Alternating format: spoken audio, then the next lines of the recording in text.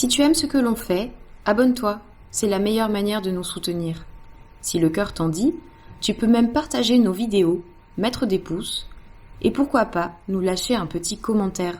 Ce n'est pas grand-chose, et pourtant cela nous aide énormément à augmenter la visibilité de notre chaîne. Nous te remercions pour ta participation. C'est quoi cette vie qui nous prive de nos libertés? Moi je suis pas d'accord. Si je veux aller me promener, eh ben je vais me promener, ok? Rébellion! Aujourd'hui, eh ben je vais sortir quand même, voilà! Gendarmerie nationale. 135 € s'il vous plaît, madame. Putain, je me suis pris une amende! C'est pas juste. Pourquoi ça tombe toujours sur moi? La voisine, en plus, elle est allée acheter du lait. C'est important, du lait? C'est plus important que de respirer? Hein? Moi, je trouve ça trop pas normal. J'en ai marre.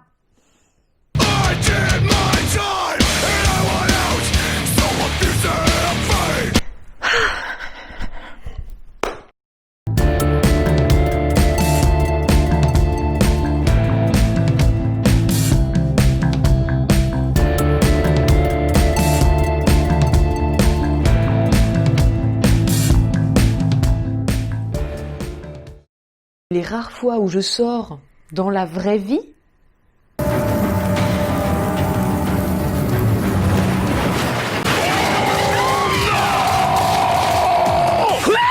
purée, comment c'est violent!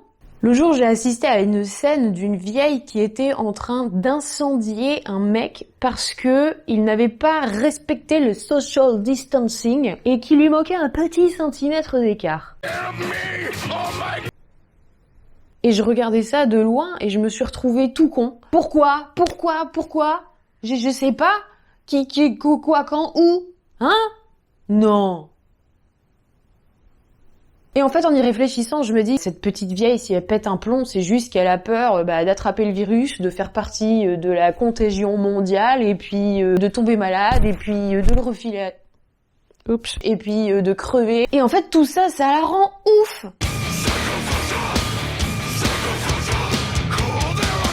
Crazy girl. Et je la comprends, au fond. Et toi, quand tu assistes à des scènes comme ça, mais ils sont tous complètement fous. Bande de malades! Vous êtes complètement starvés! Je vous déteste! Je suis peut-être un peu emballée, là. Alors, je ne sais pas dans quel camp tu es, toi qui me regardes, mais quelle est raison ou pas, enfin, c'est pas ça la question. On a tous peur. Et c'est normal d'avoir peur. Mais le problème, c'est qu'on laisse cette peur s'immiscer dans nos vies et qu'elle prend complètement possession de nous. Ça te rend agressif et ça te fait péter un câble pour des tout petits événements de rien du tout. On est dans une période où l'overdose d'informations ne nous nourrit que de choses horribles, dont on n'arrête pas de parler autour de nous pour donner son avis, pour savoir qui a tort et qui a raison et comment on pourrait faire et nanana. Mais cela ne fait qu'augmenter la tension et la peur générale qui se répandent comme une traînée de poudre autour de nous. Déjà que les nerfs, ils sont un petit peu à fleur de peau en temps normal, donc on va se calmer. Sinon, ça va péter à un moment ou à un autre. On peut pas se pourrir la vie avec tout ça. Ça ne changera rien. Et puis, on n'a pas le choix. Erreur! Grave que si que t'as le choix. On a toujours le choix. Choix numéro 1. Tu peux décider de te concentrer sur tous les trucs horribles et relous que tu ne peux pas contrôler. Choix numéro 2. Tu peux décider de te concentrer sur tous les jolis aspects. Sur tous les jolis aspects de ta vie que tu peux contrôler pour la rendre encore meilleure. Tu as le choix de ne pas te gaver d'informations anxiogènes, de ce que tu penses, de changer les idées, de ta façon de prendre les choses, de tes comportements, de tes réactions et de ce que tu veux transmettre autour de toi. Tu peux continuer à rentrer dans ce jeu-là, mais tu peux aussi décider d'arrêter et d'amener autre chose qui sera beaucoup plus bénéfique.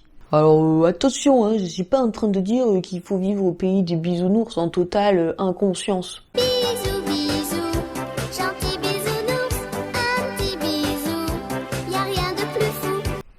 Quoique... Ce que je veux dire, c'est qu'on ne peut pas gérer tous les événements et les circonstances qui se passent autour de nous, mais on peut gérer la façon dont on réagit face aux événements. Ta vie, elle est pas dans le monde entier. Ta vie, elle est dans le monde qui est à ta proximité. Alors, calmos, Restons dans la modération et dans le détachement pour se permettre d'avoir un peu plus de recul et d'arrêter de prendre tout ça autant à cœur. Gère ce que tu peux gérer dans ta propre vie. Sur le groupe des cardiaques, il y a un des abonnés, Alain, qui a eu une super idée. Tous les soirs, on se retrouve pour partager un moment de bonheur qu'on a eu dans la journée. Et franchement, c'est génial. Ça fait du bien, ça donne le sourire. Parfois, ça te fait même bien rigoler. Ça rend la vie douce et belle et beaucoup plus légère. En faisant ça, tous les jours, tu te dis « Oh bah tiens, ça c'est tout à fait un petit truc dont je pourrais parler ce soir. Oh bah tiens, ça aussi. Oh bah tiens, ça aussi. » Tu vas les chercher, ces petits bonheurs. Tu vas les regarder, tu vas apprendre à les voir et à essayer de les débusquer. Ça rend la vie douce et belle. Et je crois qu'on a tous besoin de ça en ce moment. Ça permet de relativiser pas mal de choses et ça calme les envies de rébellion qui sont parfois un peu violents. Rébellion! Oui, je sais, c'est énervant quelqu'un qui te dit ça, on le sait déjà, c'est bon, il faut être heureux, là. Parce que des fois la vie, c'est pas si simple, hein, d'accord? Ouais, ok, c'est relou, c'est bon, je sais. Les épreuves de la vie nous font oublier tout ça. On a le droit d'oublier, mais seulement si c'est momentané.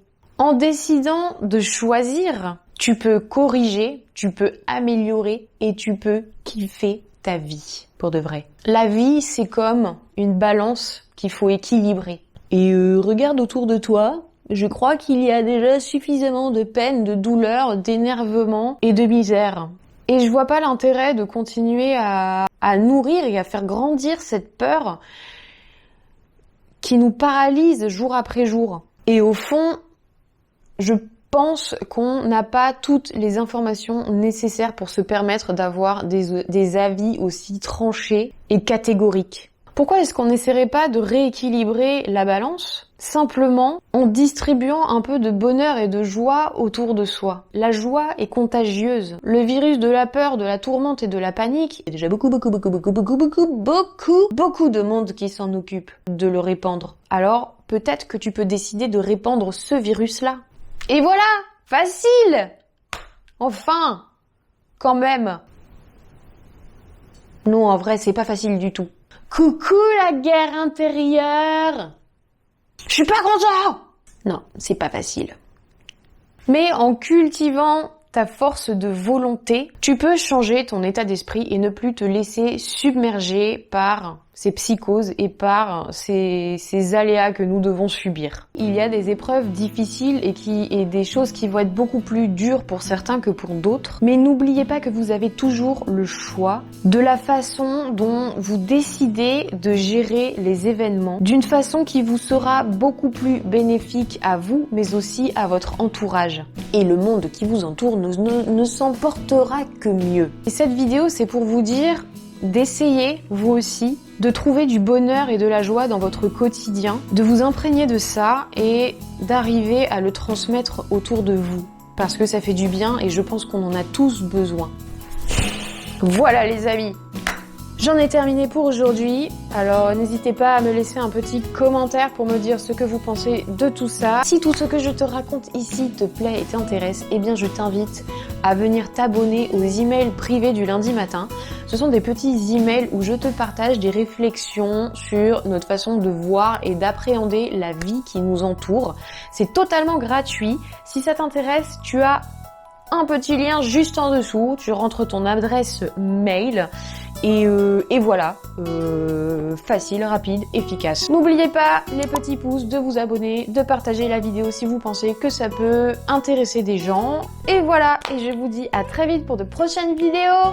Bye!